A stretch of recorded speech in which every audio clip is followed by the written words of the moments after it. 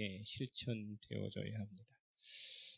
요한복음은 우리가 지금 7개의 표적을 이야기했어요. 각 테마다 이 표적이 말하고자 하는 중심이 뭐였었어요? 예수님은 무엇이다? 하나님의 아들이시다. 그래서 메시아시다. 이 메시아는 우리의 뭐가 되신다? 구원주가 되신다. 그래서 이분으로 말미암아 우리는 뭐를 한다? 새로운 생명을 얻게 되고 영원한 삶을 어떻게 한다는 거예요? 허락받을 수 있다라고 하는 것을 끊임없이 일관적으로 지금 이야기를 하고 있는 것이죠. 특별히 오늘 소개되고 있는 본문은 요한복음에서만 단독으로 다루고 있는 보도죠. 앞선 6개의 표적을 통해 보여주신 주님의 메시아 되심을 증명하려는 어떤 그 가장 큰 정점, 아주 종합적으로 결론을 내리고 있는 부분입니다.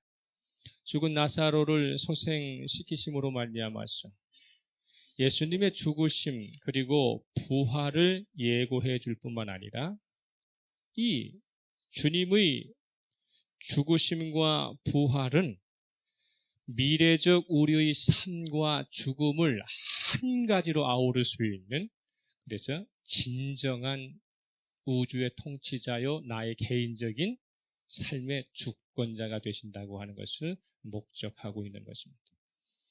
나사로의 소생 사건에 등장하는 인물을 우리가 오늘 조금 이렇게 생각을 해봐야 돼요. 첫 번째는 가장 핵심이 되시는 분이 누구예요? 나사로예요? 예수님이에요? 오늘 이 본문의 핵심 인물이 나사로입니까? 예수님입니까? 예수님이에요. 그죠? 나사로는 말 한마디 하지 않아요. 그죠? 나사로를 소생시켰지만 나사로가 그 어떤 본문에서도 자기의 의견을 제시한 것은 하나도 없어요. 그래서 이 본문의 핵심은 누구시다? 예수님이시다. 그리고 간접적으로 주님께서 언급하시는 분이 누구예요? 하나님에 대한 이야기. 그러고 가운데 속에 또 어찌 됩니까? 사건의 직접 당사자인 나사로가 나중에 무덤에서 나오기는 하지만 그 나사로의 여동생 마르다와 마리아, 그리고 예수님의 제자들, 유대인들, 바리새인들, 대제사장들이 함께 관여하고 있는 아주 큰 스케일이 있는 그러한 테마로 지금 구성이 되어 있습니다. 오늘 본문의 시작은 어떻게 시작하고 계시느냐 하면 예수님께서 평소에 이 가정하고 매우 친밀한 관계를 유지하시고 계셨던 사랑하시는 베다니의 한 가정에서 일어난 사건이다. 이렇게 사도 요한은 설명을 하고 있어요.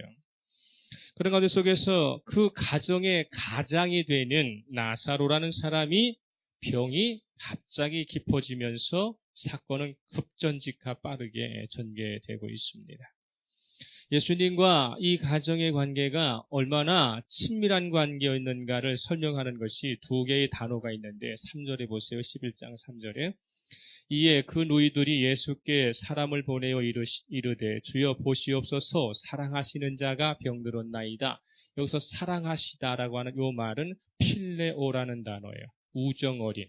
그래서 형제와 자매의 피를 나눈 것처럼 아주 긴밀한 가운데 속에 이 사랑하시는 제자라고 하는 이 사랑하시는 자라는 말은 요한복음에서 딱 2 사람에게만 지칭하고 있어요. 하나는 누구에게? 사도 요한에게. 이 요한복음의 저자인 사도 요한에게 지칭할 때 사랑하시는 제자 이렇게 얘기하는 것처럼 여기에서 사랑하시다라는 말은 나사로와 마르다와 마리아 그 가정을 사랑하시다라고 하는 것일 때 이 사도 요한과의 사랑이라고 하는 것을 동격으로 좀 취급을 하고 있어요. 그러니까 보이지 않는 어떻다는 거예요. 긴밀한 관계에 제자 관계에 있다라는 것을 이야기하고 5절 다시 봅니다. 5절 예수께서 본래 마르다와 그 동생과 나사로를 사랑하시더니 하고 또 사랑하시더니 나오죠. 요 사랑이라는 단어는 아가파오예요. 아가파오. 즉 다시 말하면 하나님의 진정한 긍휼이 있는 사랑을 이야기하는 것이죠.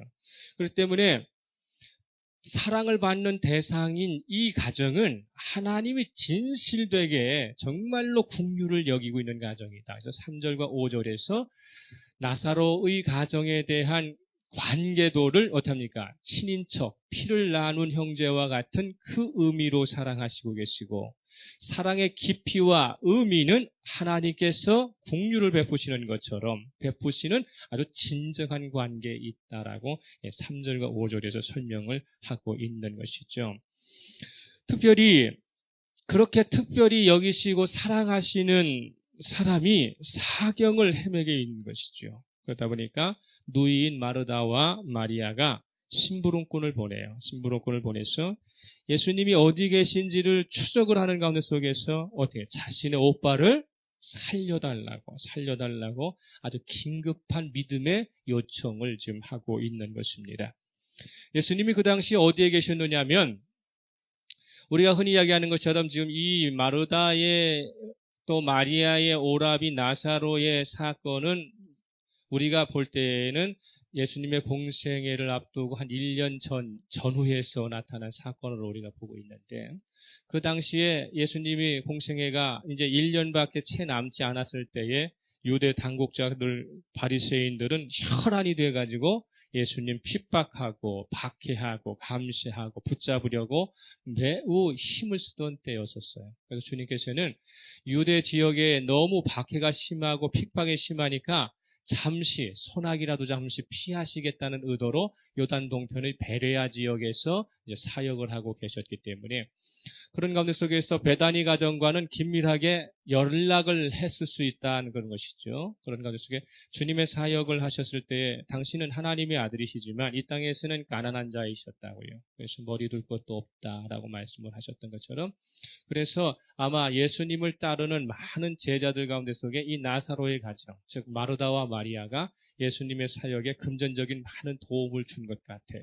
그런 가운데 속에서 긴밀한 연락을 하고 있었기 때문에 예수님이 움직이시는 이 동행을 잘 알고 있었어. 그래서 마르다와 마리아가 오빠가 병이 갑자기 악화가 되니까 죽기 전에 예수님이 오셨으면 좋겠다고 사람을 보내게 되는 것입니다. 그런데 성경은 이렇게 특별한 관계에 있었던 이 가정에 위기 상황이 왔을 때에 예수님은 베레아의 지역에서 구체적으로 무슨 활동을 하셨다고는 말씀하고 있지 않아요. 그런 가운데 속에서 주님은 하나님이시고, 그리고 어떻게 합니까? 우리의 과거와 현재뿐만 아니라 미래를 예시하시고 계시고 보시고 계시는 분이시기 때문에 당신이 직접 오셔서 나사로의 병을 고치지 않으시죠. 그런 가운데서 심부름꾼이 와서 마르다와 마리아의 간절한 요청을 받았음에도 불구하고 주님께서는 거기에 대해서 긴급하게 응답을 하지 않고 계시는 것입니다. 우리가 생각할 때 정말로 특별한 관계를 가지고 있는 가정에, 그리고 가장이 예수님과 아주 친밀한 관계에 있는 친구 관계에 있는 나사로가 이 세상을 떠날 수밖에 없는 중병에 걸렸다면 주님은 만사 제쳐놓고 아무리 급한 일이 있을지라도, 그렇죠? 어떻게 합니까? 빨리 오셔서 고쳐주시는 것이 우리들에게 있어서는 어떻게 합니까? 상식이고 상례인데 주님께서는 그것에 대해서 들으셨지만 거기에 대해서 가타부타 말씀을 하지 않으시죠. 6절 봅니다. 6절 시작. 나사로가 병들었다 함을 들으시고 그 계시던 곳에 이틀을 더 유하셨다는 것입니다. 당신이 하시던 일을 그냥 계속 하시는 거예요. 이게 지금 나사로는 지금 오늘 내일 사경을 헤매고 있지만 주님이 하시는 일은 오늘 내일 꼭 해야만 되는 일은 아니었음에도 불구하고 어쩐 일인지 주님께서는 이틀을 더 유하시고 계셨다고 하는 것입니다. 그러다가 이틀이 지난 뒤에 아주 나사로의 병은 중병이 들어서 완전히 죽어버렸죠. 죽어버린 그 상황 속에서 마치 죽기를 기다린 것처럼 계시다가 이제 올라오시려고 하는 가운데 속에서 6절에서 8절 가운데 속에서 이제 7절하고 8절 봅니다. 7절하고 8절 시작. 그 후에 제자들에게 이르시되 유대로 다시 가자 하시니 제자들이 말하되 라피여 방금도 유대인들이 돌로 치려 하였는데 또 그리로 가시려 하나이까? 이렇게 되어 있어요. 정황상 예수님께서는 나사로가 중병에 걸렸다는 것을 알고 계셨고 다른 목적을 이루시기 위해서 모른 채 하셨었죠. 그래서 주님의 목적은 나사로를 병상에서 회복시키는 것보다 죽은 후에, 그것도 나흘이 지난 뒤에 다시 소생시키시는 것이 하나님께 더 큰 영광이 드러날 것이고, 동시에 제자들과 많은 사람들에게 더 큰 믿음을 이루게 해주시는 어떤 그런 도구로 사용을 하고 계시다고 하는 것입니다. 그래서 15절에 보면 뭐라고 말씀하시느냐면, 내가 거기 있지 아니한 것을 너희를 위하여 기뻐하노니 이는 너희로 믿게 하려 함이라. 그러나 그에게로 가자, 이렇게 말씀을 하셨어요. 그러니까 우리들이 상황 가운데 속에서 사람의 생명의 어떤 그런 고귀성을 잘 알고 계시는 한 주님께서는 그 사람의 생명의 고귀성을 가지시고, 그런 가운데 속에 하나님의 영광과 제자들의 믿음을 돈독히 세워주시기 위해서 목적하에 이용을 하고 계시는 그런 부분들을 우리들이 만나게 되는 것입니다. 저와 여러분의 입장에서 마르다와 마리아의 입장으로 돌아가 보세요. 내가 가장 사랑하고 이 가정에 참으로 의지하는 분이 지금 사경을 헤매고 있어. 그런데 믿음의 능력을 가지고 있다고 하는, 기도의 능력을 가지고 있다는 목사님도 좋고 자기가 의지하던 평소에 영적 지도자가 있었어요. 영적 지도자에게 이 급한 일이 있는데 와서 기도해 주십시오 라고 이야기할 때에 어느 영적 지도자가 거기를 안 달려가겠어요. 그죠? 근데 주님께서는 더더욱이나 너무도 잘 알고 계시는데, 하나님의 영광에 향한 목적에 있어서는 사람의 관계성과 어떤 이런 부분들을 초월하고 계시다고 하는 것을 우리는 여기서 발견을 하게 됩니다. 유대인의 장례의 관습을 우리가 조금 여기서 이해를 하고 넘어가야 되는데, 유대는 이스라엘이라고 하는 더운 나라예요. 그죠? 더운 지역이죠. 그래서 지중해성 서쪽에는 지중해성의 어떤 그런 기후이기 때문에 좀 고온 다습하지만 내부로 들어오게 되면은 열대의 기후를 가지고 있습니다. 그렇기 때문에 유대에서는 사람이 죽으면 그날 매장을 해요. 그래서 예수님께서도 십자가에서 돌아가시고 난 어떻습니까? 아리마대 요셉이 십자가에서 내리자마자 그날 매장을 합니다. 그러니까 우리처럼 어떤 장례식장을 만들어 놓고 어떤 초상을 치르기 위해서 준비를 하는 것이 아니라, 먼저 이 사람들의 장례는 사람이 죽으면 금방 어떻게 합니까? 염을 해가지고, 그래가지고 24시간 안에 매장을 하는 것을 1차 장례라고 얘기를 해요. 근데 이스라엘은 우리처럼 이렇게 땅에다가 무덤을 만드는 그것은 돈이 없는 사람이나 가난한 사람들이 하는 일이고, 대부분의 많은 사람들은 어떻게 했느냐면 굴을 사용해요. 석회석인 굴을 사용해서 가족묘로 사용을 합니다. 그래서 1차적으로는 죽은 그날 염을 해가지고 가족묘에다가 매장을 한 다음에, 그 다음부터 어떻게 하냐면은 장례 절차 가운데 속에 조문을 받게 돼 있어요. 그러니까 시체는 이미 매장을 해놓고, 그리고 난 다음에 가족들이 모여서 그런 가운데 속에 지인들 앞에서 조문을 받고 이제 초상을 치르게 되는 것이죠. 우리는 어떻게 됩니까? 죽은 사람을 매장하기 위하여 장례를 치르잖아요. 그런데 이스라엘은 어떻게 돼? 죽은 사람은 이미 매장을 해놓고 그와 관계된 유족들이 어떻게 합니까? 위로를 받고, 그런 가운데 속에 죽은 자와의 관계를 어떻게 해요? 회상하며 서로의 사랑을 나누는 이런 부분들입니다. 그런 가운데 속에서 이제 1년이 지나요. 1년이 지나게 되면 그 굴에서 매장된 시체가 1년이 되면 썩죠. 썩어가지고 뼈만 남게 됩니다. 그러면은 1년 뒤에 그 무덤의 문을 열어가지고, 그래서 시신의 유골을 이렇게 이제 뼈만 추려가지고 석회석으로 만든 조그만 보관함에다가 납고를 하게 돼 있어요. 이것을 2차 장례라고 하는 것이죠. 그렇기 때문에 주님께서는 우리가 나사로가 죽고 그 다음에 곧바로 어떻게 했어요? 시신을 부장 처리해가지고 매장에 무덤에다 매장을 한 가운데 속에 있어요. 그래서 17절 봅니다. 17절 시작.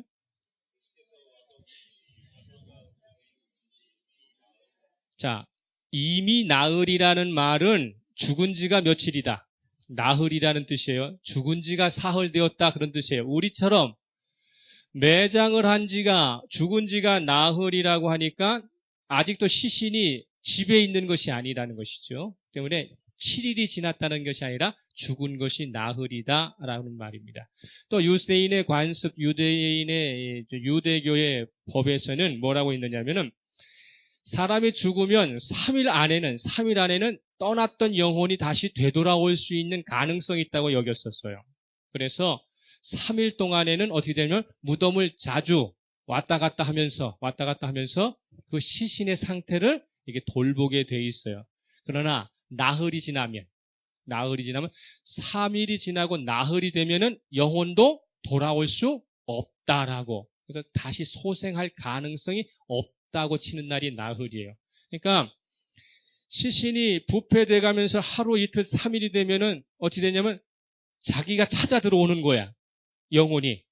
그런데 나흘이 지나면 시신이 부패되기 때문에 영혼도 자기 얼굴을 못 보는 거예요. 그래서 떠나는 거예요. 그래서 나흘이라는 시점은 뭡니까? 나사로가 절대적으로 소생할 가능성이 없는 때, 이걸 나흘이라고 합니다. 주님께서는 나사로가 죽은 다음에 그 다음날 오실 수도 있고 이튿날 오실 수도 있고 3일날 오실 수도 있지만 나흘이라는 시간까지 이틀을 기다리셨다가 나흘에 도착하신 이유는 뭐예요? 이 사람은 주님에 의해서 예수님이 아니면 절대로 소생할 수 없다라고 하는 것을 유대교적으로 확증시켜주기 위해서 주님께서 기다리셨다가 오시게 되는 것입니다.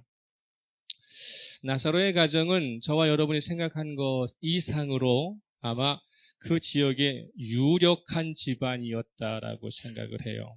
그래서 아마 영향력을 많이 가지고 있었던 집안인 것 같아요. 왜냐하면 나사로의 동생 마르다가 예수님에게 향유를 붓죠. 그 향유가 얼마라고 그랬어요? 300데나리온이라고 얘기했어요. 300데나리온이라고 하는 것은, 향유라고 하는 것은 인도 발삼 지방에서 나오는 아주 최고급의 기름이에요. 우리가 하는 향수가 아니라. 그래서 인도 지방에서 나오는 최고의 이제 기름인데, 이게 300데나리온이라고 하면 그 당시에 1데나리온이 노동자 하루 품삯값이니까 그냥 하루 품삯을 5만 원이라고 쳐도 그 향유가 얼마야? 1,500만 원이 넘는 아주 고가의 것이죠. 마르다가 이것을 가감없이 아끼지 않고 깨서 예수님에게 기름을 부을 수 있었다고 하는 것은 그의 집안의 경제력이 얼마이다라는 것을 우리가 알 수 있게 됩니다. 두 번째로는 이 집안이 얼마나 큰 영향력이 있는 집안이라고 하느냐면, 유대 지방에서의 장례는 유족들은 울지 않아요. 사실은 유족의 고통과 유족의 아픔을 대신 이해해서 울어주는 직업을 가지고 있는 사람을 호곡군이라고 그래요. 그래서 장사를 치르게 되면은 유족은 너무 가슴이 아프기 때문에 표현해내지 않고 안으로 사귀면서 이 장사를 치르지만, 이것을 슬픔을 표현하기 위해서 직업적으로 우는 사람이 있어요. 장례 치를 때마다 직업이 호곡군이야. 그렇기 때문에 불러서 사람을 사서 울게 하는데 이 마르다와 마리아가 나사로라고 하는 오라버니가 죽었을 때에 이 호곡군이 많았다는 것을 무엇으로 증명을 하느냐면, 31절 보시면 자, 31절에 뭐라고 써있어요? 시작. 마리아와 함께 집에 있어 위로하던 유대인들은 그가 급히 일어나 나가는 것을 보고 곡하러 무덤에 가는 줄을 생각하고 따라갔다는 것입니다. 그러니까 이 사람들은 그냥 위로차 와 있는 사람들이 아니라 마리아 옆에서 뭐 하는 사람? 시간을 두고 계속 울어주는 사람의 슬픔에 대해서 위로해주는 그런 사람들이었습니다. 마지막으로 이 가정이 유력한 가정이라고 하는 것을 우리가 깨달을 수 있는 것이 뭐냐면, 조문객들이 인근 각처에서 그리고 예루살렘 근방에서 많이 왔다는 것이죠. 많이 왔다는 것을 뭐라고 얘기하느냐면 19절 보세요. 19절 시작. 많은 유대인들이 마르다와 마리아에게 그 오라비의 일로 위문하러 왔는데 예루살렘과 가깝기가 한 5리 정도 됐다. 2.5km에서 3km 정도 돼요.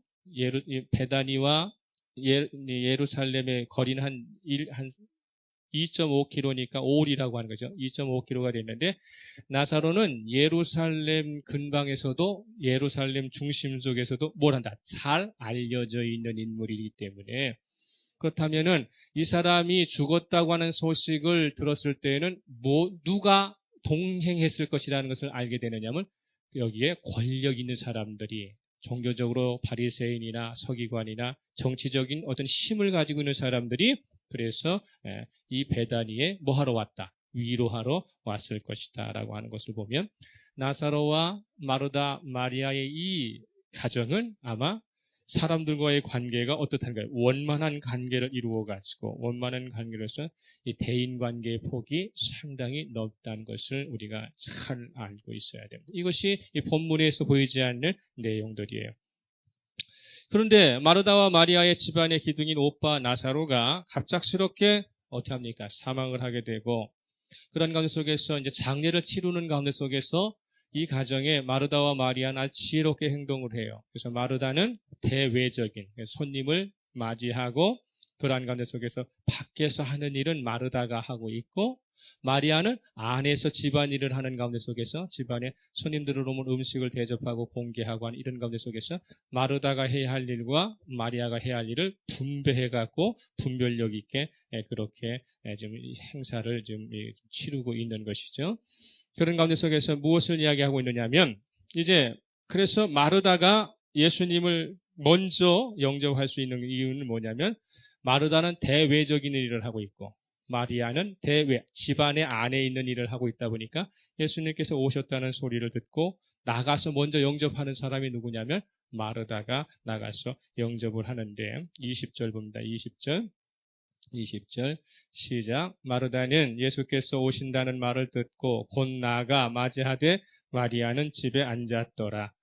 그런 가운데 속에서 마르다가 예수님을 밖에 가서 영접을 하는 가운데 속에서 예수님과의 대화의 내용의 초점이 뭐냐면 21절에 마르다가 예수께 여짜오되 주께서 여기 계셨더라면 내 오라버니가 죽지 아니하였겠나이다. 이렇게 고백을 합니다. 즉 마르다는 예수님을 향해서 뭐라고 하면 나는 당신에 대하여 신뢰가 떨어지지는 않았습니다. 당신에 대해서 원망은 하지 않습니다. 그런데 그렇게 이야기하면서 만약에 예수님께서 여기에 계셨더라면 내 오라버니가 병들어 있었을 때 사경을 헤매고 있었을 때 여기에 계셨더라면 내 오라버니는 죽지 아니했을 것입니다 라고 하는 말이에요. 이것은 뭐냐면 건강이 회복될 가능성이 있습니다. 병에서 치유받을 수 있습니다 라고 하는 뜻이에요. 살 것입니다 라는 말도 어떻게 생명이 더 연장될 수 있었을지도 모릅니다 라고 이렇게 이야기를 하면서 뭐라고 이야기를 하느냐면 22절에 그러나 나는 이제라도 주께서 무엇이든지 하나님께 구하시는 것을 하나님이 주실 줄을 아나이다 이렇게 표현을 하고 있어요. 여기 아주 중요한 대목이 있어요. 마르다가 예수님에 대하여 신뢰를 잃지 않고 있어요. 하나님이 보내신 메시아인 줄은 알고 있어요.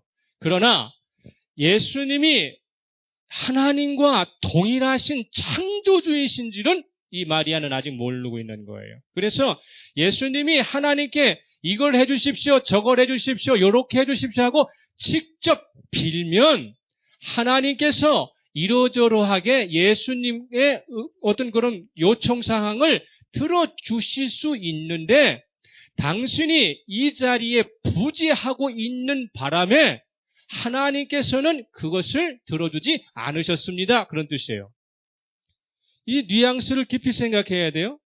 예수님의 부재가 곧 뭘 가져왔다는 거예요? 우리 가정에 불행을 가져왔습니다. 그런 뜻이에요. 예수님이 나사로의 가정에 계시든 안 계시든 간에 하나님께서는 이 가정을 주권적으로 역사하실 수 있어요. 할렐루야. 예수님이 여러분의 가정에 부재하시기 때문에 여러분의 가정에 고난이 오고 여러분 앞에 어려운 일들이 오는 게 아니에요. 우리들은 주님이 계시든 안 계시든 간에 하나님의 목적하에 쓰임받으면 되는 것이고 하나님의 말씀에 순종하고 살면 되는 것이지 주님이 계시지 않으면 불행을 막을 수 없고 주님이 계시면 불행을 우리가 물리칠 수 있다. 그런 뜻이 아니에요. 즉 마르다가 가지고 있는 예수님에 대한 신앙은 뭐예요? 하나님이시라고 하는 것보다는 하나님이 보내신 누구다? 심부름꾼이다 라고 하는 조금 모자란 메시아관을 가지고 있어요. 그러니까 예수님께서 그 이야기를 듣고 뭐라고 얘기합니까? 내 오라비가 다시 살아나리라 이렇게 이야기했어요. 그러니까 생명의 주권은 예수님에게 달려있지 않고 누구에게 달려있다고 마르다는 생각하는 거예요. 하나님께 달려있다고 생각하고 있는데 예수님은 생명의 주권은 누구에게 달려있다? 하나님뿐만 아니라 당신에게도 달려있다라고 하는 것을 보여줘요. 내 오라비는 살아나리라 이렇게 이야기하니까 마르다가 자기가 가지고 있는 신앙을 다시 고백을 하죠. 뭐라고 고백합니까? 24절에 마르다가 이르되 마지막 날 부활 때에는 다시 살아날 줄을 내가 압니다. 그 얘기는 뭐예요? 지금으로서는 기대하지 않습니다. 주님이 지금 내 오라비를 다시 살리실 수 있는 능력이 있다고는 생각하지 않습니다. 마지막 때 하나님께서 우리를 모두 부활하셔 주실 때에 그때는 부활해 주실 것입니다. 라고 이야기합니다. 그때 주님께서 말씀하시는 것이 우리가 기억하고 있는 25절, 26절이에요. 25절, 26절 다시 읽겠습니다. 시작.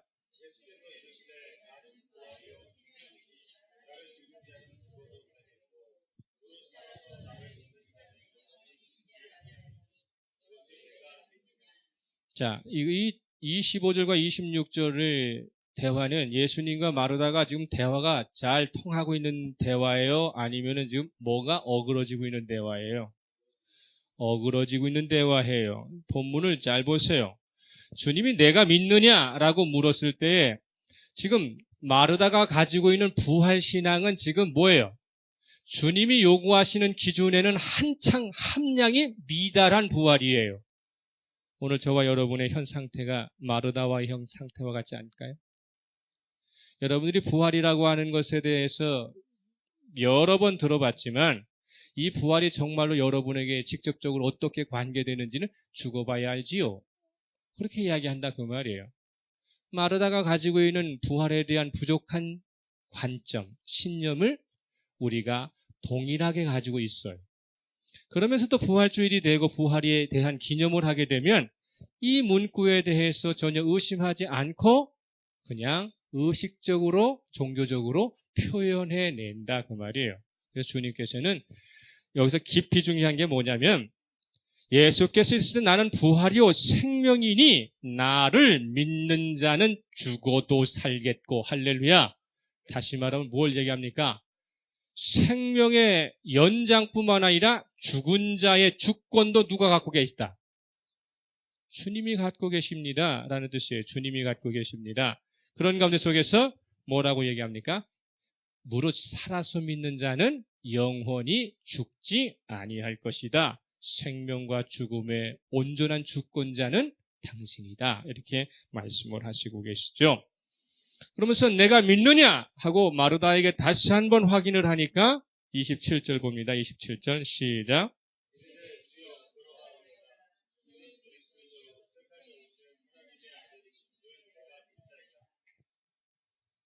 주님께서 다시 한번 확인을 시켜주시니까 마르다가 그것에 대해서 신앙 고백을 했지만 마르다는 믿는다고 말을 하고 있지만 그러나 그는 실제적으로는 그의 자신의 삶의 상황 속에서는 그가 고백한 믿음대로 적용하고 있지 않는다는 것입니다. 오늘까지 우리가 알고 있는 부활에 대한 오해가 여기에 있어요. 성경이 말을 하니까 교리적으로 목회자가 가르치니까 우리 기독교는 그래 부활이라고 하는 게 있지라고 하는 것을 지식적으로 알고 있고 머리로는 알고 있기 때문에 머리가 이야기하고 지식이 이야기하는 것을 입으로는 고백하고 산다 그 말이에요. 입으로는 말하고 살아요. 그러나 자신의 삶의 중심에서 고난과 십자가의 삶 가운데 속에서 어려움이 있을 때마다 주님께서 죽음을 이기시고 부활하신 것처럼 내가 이 고난의 상황 가운데 속에 승리할 것이다. 내가 이 상황 가운데 속에서도 어떻게 하냐? 영원히 살 수 있는 하나님의 능력을 공급받겠다고 하는 현재적 부활에 대한 것은 무엇을 생각합니까? 잊어버리고 있다는 말이죠. 나중에 이 마르다가 이 불완전한 신앙, 불완전한 부활에 대한 그 관점을 가지고 있기 때문에 다시 한번 출연을 하게 돼요. 그건 조금 이따 보면 나오죠. 그러다가 얘기를 하고 나서 이제 어떻게 합니까? 마르다가 예수님 오셨다고 하면서 누구를 불러요? 마리아를 불러요. 마리아도 마르다와 결코 다르지 않다라고 하는 것을 보여주게 되는 것이죠. 32절 봅니다. 32절 시작. 마리아가 예수 계신 곳에 가서 배웠고 그 발 아래 엎드려 이르되 주께서 여기 계셨더라면 내 오라버니가 죽지 아니하였겠나이다 하더라. 매우 중요한 이야기예요. 자, 마르다와 마리아의 관계 가운데 속에서는 우리가 마르다보다는 마리아가 조금 신앙이 나은 사람이에요. 그걸 이 본문에서 무엇을 얘기하고 있느냐면 마르다가 주님을 영접하러 갔을 때에 다시 한번 봐요. 주님을 영접하러 가는 가운데 속에서 자 20절 봅니다. 20절 시작. 마르다는 예수께서 오신다는 말을 듣고 곧 나가 맞이하되 마리아는 집에 앉았더라 이렇게 되어 있어요. 그런데 마리아가 예수님 오셨다는 말을 듣고 예수님을 영접하러 가는 32절에 보게 되면 마르다가 하지 않은 행동이 하나 나와요. 그게 뭐예요? 그 발 앞에 엎드렸다는 것입니다. 즉 마르다와 마리아는 같은 자매이지만 마르다에 가지고 있는 신앙하고 마리아에 가지고 있는 신앙이 마리아가 조금 어떻게 해요? 질적으로 높지만 그러나 이 성경이 이야기하고 싶은 건 뭐예요? 마르다와 마리아는 아직도 뭐 하는 거예요? 불완전하다라고 하는 걸 이야기하고 있어요. 왜요? 마리아도 주님 오셨으니까 최대한 경손한 가운데 속에서 발 아래 엎드렸다. 우리가 지난주에 모태소경 이야기할 때에 네가 나를 믿느냐라고 할 때 내가 믿습니다 말을 하고 나서 어떻게 돼? 경배하였더라, 절하였더라 이렇게 표현을 해냈죠. 그런데 마리아의 관점도 뭐예요? 주님이 여기 계셨더라면 내 오라비가 죽지 아니하였겠나이다 라고 하는 것이죠. 이 부분에 대해서 우리가 알고 있어야 될 것이 무엇이냐면 공간의 한계를 주님도 극복하지 못하셨다라고 마리아는 생각을 하고 있는 것이죠. 즉 우리들이 가지고 있는 삶이라고 하는 것은 우리들은 시간적인 한계가 있고 공간적인 한계가 있어요. 주님이 메시아이신 것은 제가 분명히 알지만 공간의 한계를 갖고 계시기 때문에 당신이 계신 곳은 베레아 지역이고 우리가 있었던 곳은 베다니 지역이기 때문에 이 공간 차이를 극복하지 못했기 때문에 그렇기 때문에 내 오라비는 죽을 수밖에 없습니다. 라고 하는 것을 다시 이야기를 하게 되죠. 우리가 살고 있는 세상은 공간과 시간적인 한계가 분명한 영역입니다. 그래서 우리는 시간적인 한계와 공간적인 한계를 가지고 있기 때문에 이 세상에서 가장 되돌릴 수 없는 사건이 뭐예요? 죽음이라는 사건이에요. 한번 죽으면 공간으로 다시 어떻게 합니까? 회복할 수가 없어요. 시간으로 다시 복귀할 수가 없어요. 그래서 공간적인 한계와 시간적 한계를 절대적으로 극복할 수 없는 것이 무엇이다? 죽음이라고 하는 것이죠. 죽음이라고 하는 것입니다.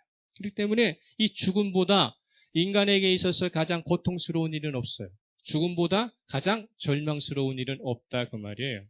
이 사건을 놓고 볼 때 마르다와 마리아는 예수님이 메시아라는 것을 신앙으로 고백을 하고 있지만 예수님조차도 공간적 한계와 시간적 한계가 있을 것이라고 하는 두려움이 있단 말이에요. 그런 가운데 속에서 마리아가 엎드리는 가운데 속에 웁니다. 애통하게 울어요.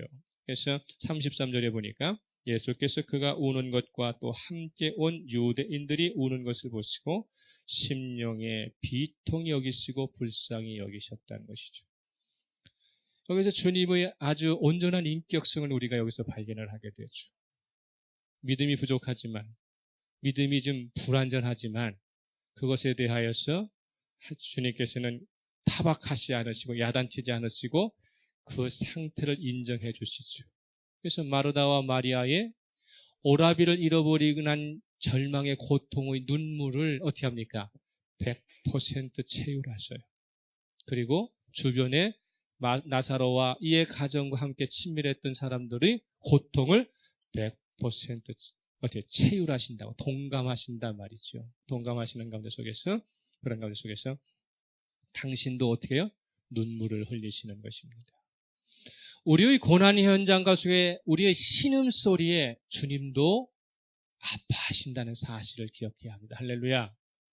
주님이 멀리 떨어져 있었다가 전능의 손길로 그냥 뒤집어 주시는 것만 하시는 것이 아니라, 감정이 없으신 분이 아니라 내가 아파할 때에 당신의 성도가, 당신의 제자가, 당신의 딸이, 당신의 백성이 아파하실 때에는 해결점을 갖고 계시지만 그 아픔의 현실에서 주님은 100% 동감하신다. 그런데 우리 같을 때는 똑같은 시간적인 한계와 공간적 한계를 가지고 있는 사람은, 절망의 상태에 있는 사람에게 우리가 할 수 있는 일은 뭐예요? 그의 고통을 이해해 주는 것이죠. 들어주는 것이고 같이 울어주는 것 이해는 할 수 없어요. 욥이 자녀들을 잃어버리고 재산들을 잃어버리고 건강을 잃어버렸을 때 그의 친구들이 찾아와 7주, 그죠? 일주일 동안, 그죠? 밤낮을 함께 뭐 했어요? 울어주었어요. 그러나 그의 문제를 해결해 주지는 못했단 말이죠. 근데 주님께서는 울어주시는 것만으로 끝나는 것이 아니고, 고통과 그것을 이해해 주시는 것만으로 끝나는 것이 아니라, 울어주실 뿐만 아니라 다시 어떻게 한다? 살기를 주시고 회복의 방법을 제공해 주시는 분이시다는 것입니다. 그런 가운데 속에서 주변에 있는 사람들이 이야기해요. 야, 저 사람, 저분은 말이지 맹인도 눈뜨게 하는 그런 능력이 있는 사람인데 왜 나사로는 고쳐주지 않았을까? 라고 하는 말을 한다, 그 말이에요. 응? 그러니까 주님께서는 거기에 또 어떻게 합니까? 심령이 비통하셨지만 그런 가운데 속에서 이제 당신이 행하실 일을 하시려고 나사로를 어디에 두었느냐라고 묻는 것이죠. 나사로를 어디에 두었느냐고 물으시는 이 물음이 모르셔서 물으시는 물입니까? 아니면 또 다른 신앙의 고백을 듣고자 하시는 주님의 요청이었을까요? 주님이 다 아시고 계시고 해결할 방법을 알고 계셔서 물으실 때에는 주님의 말씀에 그대로 순종을 하면 돼요. 그런데 여기서 잘 보세요. 38절에 이에 예수께서 다시 속으로 비통히 여기시고 무덤에 가시니 무덤이 굴이라 돌로 막았거늘 예수께서 이르시되 뭐라고 계세요? 돌을 옮겨 놓으라, 이렇게 말씀하셨어요. 돌을 옮겨 놓으라. 그러니까 마르다가 거기에 대해서 이야기합니다. 이제 39절을 다시 한번 읽겠습니다. 시작.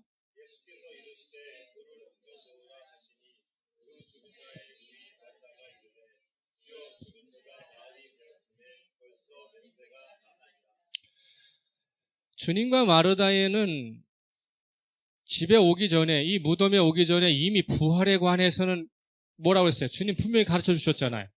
나는 부활이요 생명이니 나를 믿는 자는 죽어도 살겠고 무릇 살아서 나를 믿는 자는 영원히 죽지 아니하리라. 내가 믿느냐? 그랬을 때 마르다가 뭐라고 했어요? 예, 믿습니다. 그러면서 고백한 게 뭐예요? 당신은 하나님의 아들이시고 메시아이신 것을 내가 압니다. 그렇게 이야기를 했어요.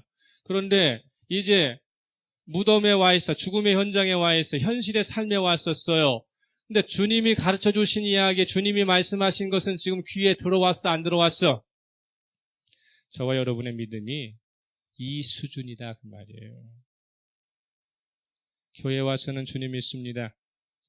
예배 드릴 때는 말씀에 내가 확신합니다. 하지만 자신의 삶의 현장에 적용하고 실천할 때에는 내가 교회에서 기도한 내용대로, 내가 말씀을 신뢰한 대로 적용하지 않고 내 의식, 내 수준, 내 기준, 내 경험을 가지고 다시 할 수밖에 없는 상황이 나타난다는 것이죠.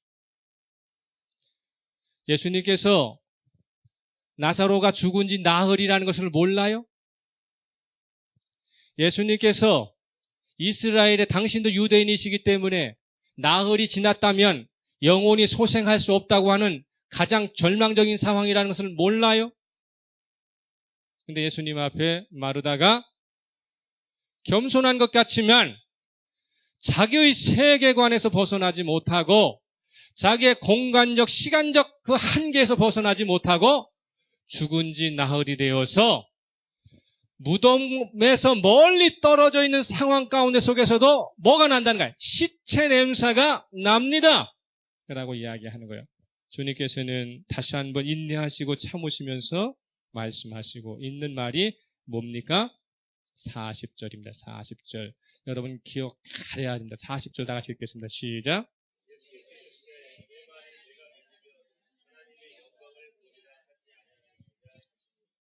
아멘.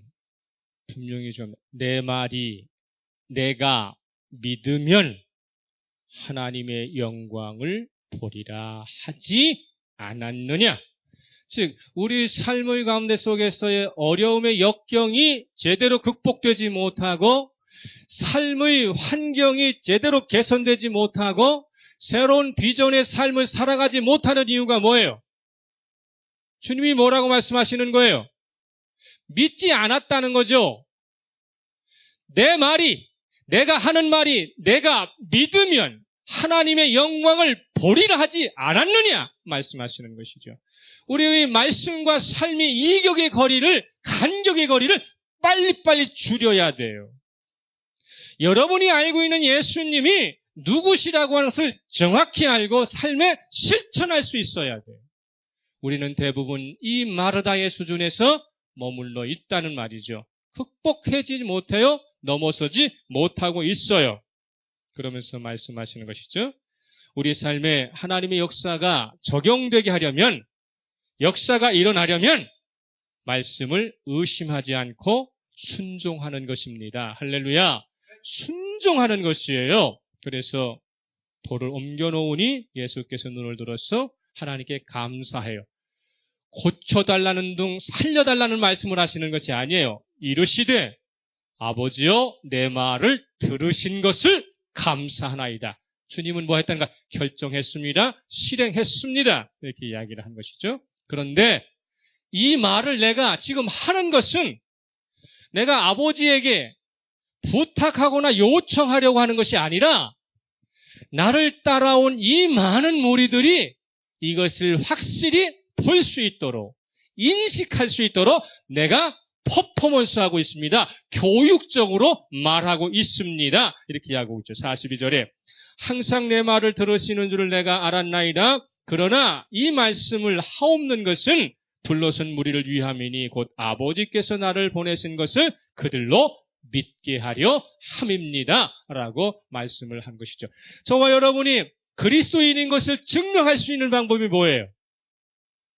나의 삶의 현장에서 하나님은 나를 도우시는 분이십니다라고 외칠 수 있어야 한다고 하는 사실이고, 고난의 현장 가운데 속에서 예수 그리스도의 이름으로 이 고난이 극복될 것이라고 하는 것을 선포할 수 있어야 돼. 나의 삶은 예수로 말미암아 변화될 수 있습니다라는 것을 선포할 수 있어야 돼. 나와 주변역이고 나와 관계된 사람이 내가 예수로 말미암아 어떻게 변하고 살고 어떤 힘을 가지고 사는가를 대해서 선포하고 볼 수 있도록 해줘야 한다는 것이죠. 그리고 나서 큰 소리로 말씀하시는 것입니다. 나사로야 나 오라 이렇게 말씀을 하셨어요. 예수께서 나사로를 살리시는 표적을 통해 보여주시려는 분명한 목적이 뭐예요?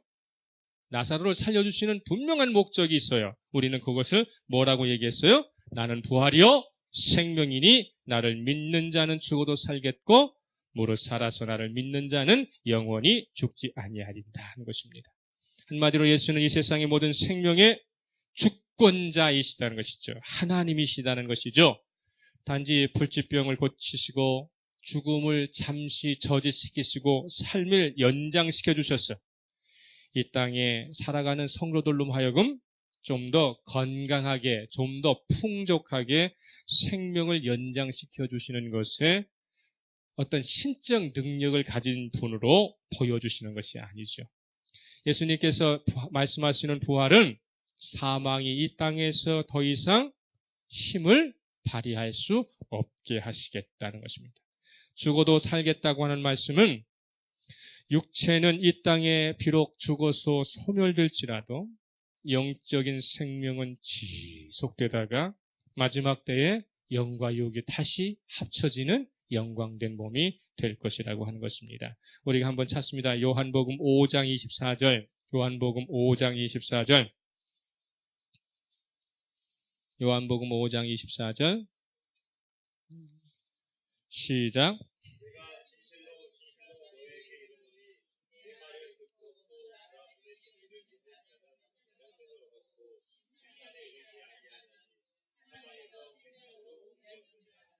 우리의 영생은 어디서부터 시작돼요? 저와 여러분의 영생은 어디서부터 시작해요? 주님을 믿고 고백하는 거기서부터 시작되는 것입니다. 죽은 다음부터가 아니라 지금 예수님을 구주로 영접하는 순간부터 주님의 말씀을 내 삶에 실천하는 여기서부터 우리는 뭐가 시작돼요? 영생이 시작되는 것이죠. 영생이 시작되기 때문에 우리가 비록 죽어도 살아나는 것이고 영생이 시작되었기 때문에 지금 주님 재림하셔도 죽음을 보지 않고 영원한 생명으로 옮겨갈 수 있다고 하는 것입니다. 마르다와 마리아는 이제껏 주님과 관계된 모든 것을 나름대로 자기의 신뢰를 가지고서 살았습니다. 그러나 오빠의 죽음과 관계된 시간과 공간적인 한계 앞에서는 믿음이 흔들리고 말았어요. 예수님의 신뢰가 낮아지고 말았습니다. 다시 말하면 뭐가 이야기합니까? 자신이 고백했던 믿음에 대한 일관성을 잃어버렸다는 것이죠. 때와 상황에 따라서 바뀌고 있다고 하는 것을 우리는 알고 있습니다. 저와 여러분이 이러한 삶을 너무도 자주 보게 되지 않아요? 믿음에 대한 일관성이 너무도 부족하고 있다는 것입니다. 그렇기 때문에 예수님께서는 우리의 현실적인 고난과 고통에 대해 매사 즉각적으로 응답해 주지는 않으세요. 때로는 즉각적인 응답을 해 주시죠. 그러나 주님의 역사 섭리에 따라 어떻게 합니까?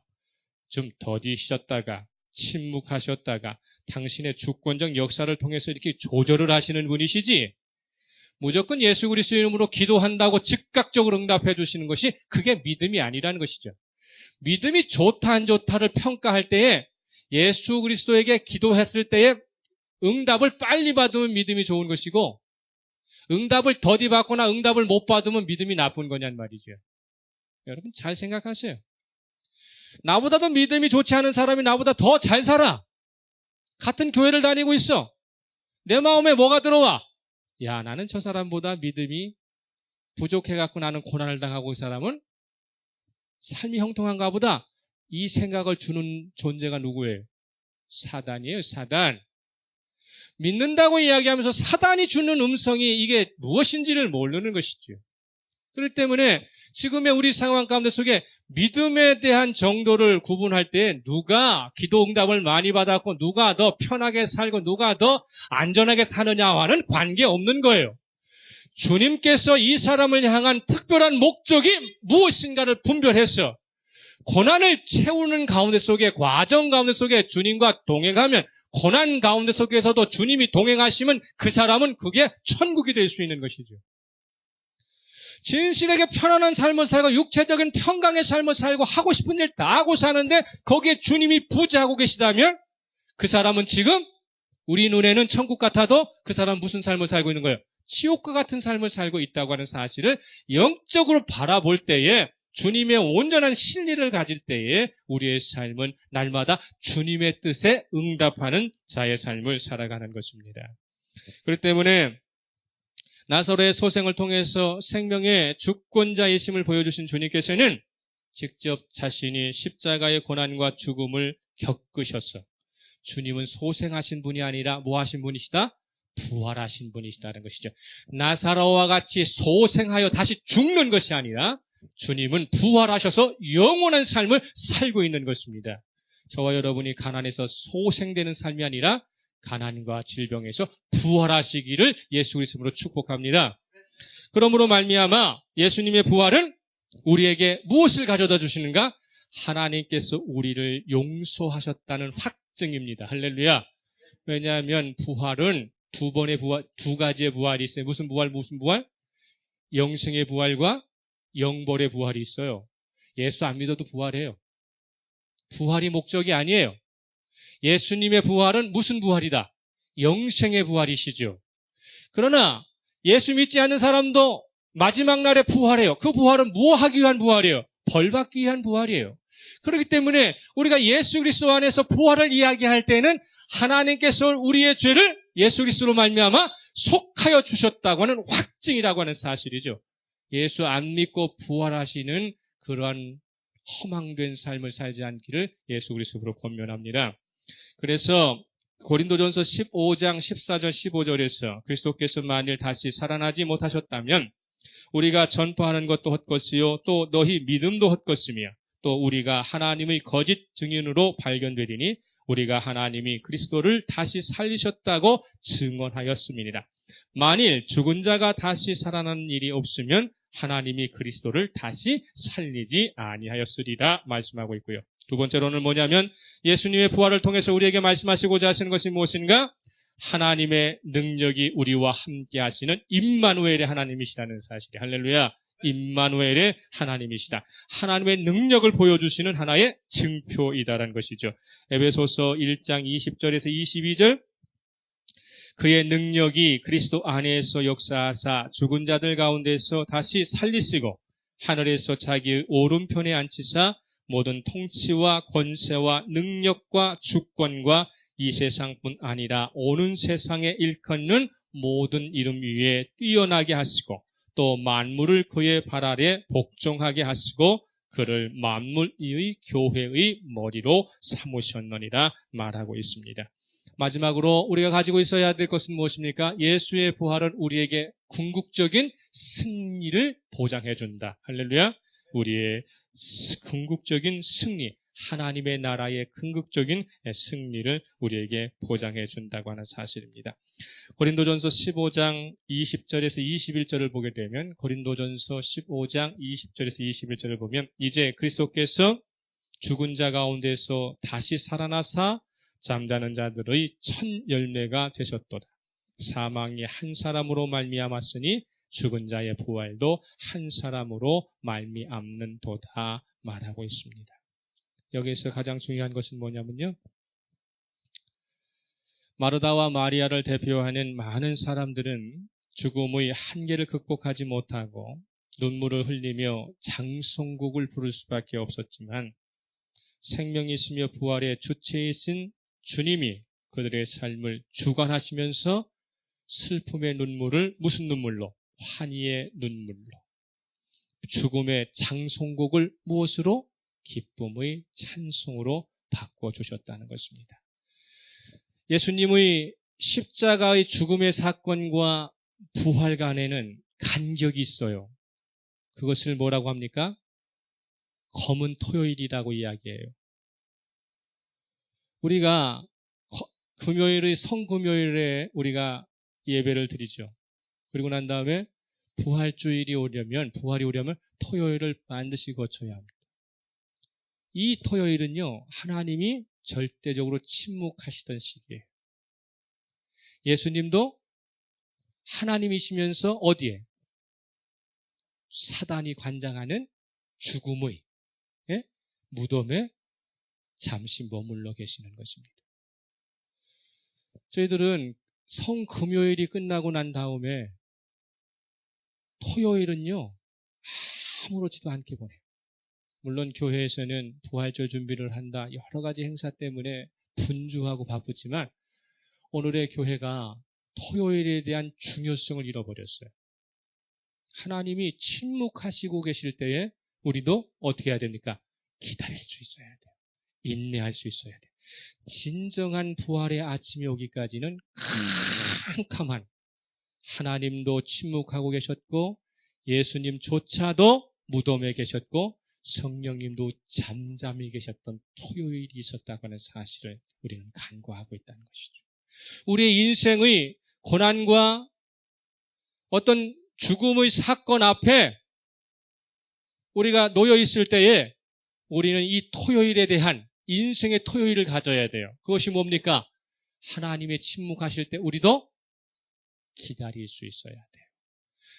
주님이 무덤으로 들어가셨을 때에 우리도 무덤에서 기다릴 수 있어야 돼요. 그래야만 진정한 부활의 아침에 기쁨을 맛볼 수 있는데 토요일을 생략해버리고 나니까 하나님의 침묵의 과정을 관과해버리고 나니까 부활의 참된 기쁨이 우리에게 찾아오지 않는 거예요. 마르다와 마리아에게 이 가정에 찾아가시는 주님께서는 이틀이라고 하는 시간을 기다리고 계세요. 이때 주님은 준비하시는 시간이요, 기도하는 시간이었었고 당신이 우리를 위하여 일하시는 시간이에요. 부디 저와 여러분은 현장의 고난의 현장, 삶의 슬픔의 현장, 핍박의 현장 가운데 속에 아우성만 치지 말고 너무 슬퍼만 하지 말고 주님이 침묵하실 때에 잠잠히 침묵하시고 주님이 무덤에 계셨을 때에 그의 심정을 가지고서, 그래서 우리는 뭡니까? 주님의 눈으로 우리의 인생을 바라볼 수 있어야 돼요. 주님의 마음으로 자기의 삶을 되돌아볼 수 있어야 돼요. 그럴 때에 새벽의 부활의 아침의 진정한 능력이 저와 여러분에게 찾아오는 것입니다. 앞으로 성숙한 그리스도인 되어져서 마르다와 마리아의 신앙의 단계에 머무르지 말고 검은 토요일이라고 하는 침묵의 토요일에 깊이 있는 묵상을 통해서 날마다 부활의 기쁨을 만끽하시는 저와 여러분 되시기를 예수 그리스도로 축복합니다. 다 같이 침묵합니다.